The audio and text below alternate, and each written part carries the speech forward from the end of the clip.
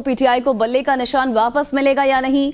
Peshawar high court में दरखास्त पर समाअत जारी है। इलेक्शन कमीशन कहता है कि उमर अयूब जनरल सेक्रेटरी नहीं, उसे चीफ इलेक्शन कमिश्नर ने कैसे लगाया।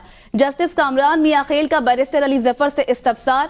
बैरिस्टर अली जफर ने दलाइल में कहा कि ये इंट्रा पार्टी इंतखाबात को कलअदम करार देने के लिए कोई बुनियादी वजह नहीं है। अगर किसी को एतराज है तो वो सिविल कोर्ट जा सकते हैं। इलेक्शन कमीशन का यह इख्तियार नहीं कि वो पार्टी के इलेक्शन के अमल पर सवालात उठाए। किसी पार्टी को सिर्फ सुप्रीम कोर्ट निकाल सकती है, इलेक्शन कमीशन के पास इख्तियार नहीं। इलेक्शन कमीशन इंट्रा पार्टी इंतखाबात कलअदम नहीं कर सकता। अगर ये इख्तियार दिए गए तो आर्टिकल 17 की खिलाफ वर्जी होगी। इलेक्शन ना कराने पर सिर्फ जुर्माना है, ऐसी कोई सख्त सजा नहीं, लेकिन हम यहाँ इलेक्शन से बाहर निकाला जा रहा है। शो कॉज के बावजूद अगर पार्टी ने तफसीलात नहीं दी तब पार्टी से इंतखाबी निशान लिया जा सकता है। ये कहीं नहीं लिखा कि इलेक्शन कमीशन सुमोटो ले सकता है। हमें लेवल प्लेइंग फील्ड तो क्या कुछ भी नहीं दिया जा रहा। हमारी इस्तदा है हमें निशान अलॉट किया जाए।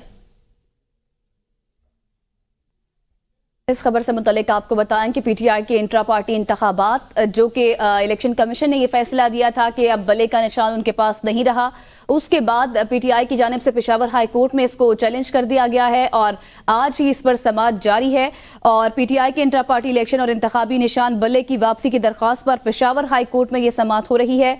पेशावर हाई कोर्ट के जस्टिस कामरान खयात मियां खेल समाअत कर रहे हैं, जबकि बैरिस्टर अली जफर ने दलाइल में कहा कि इलेक्शन कमीशन ने इंट्रा पार्टी इंतखाबात कलअदम करार दिए हैं। अब हम इलेक्शंस में बतौर पार्टी हिस्सा नहीं ले सकते। इंतखाबी निशान भी वापस लिया गया। निशान के बगैर हमारे उम्मीदवार इलेक्शन में जाएंगे। हमने इलेक्शन कमीशन को सब कुछ फराहम कर दिया।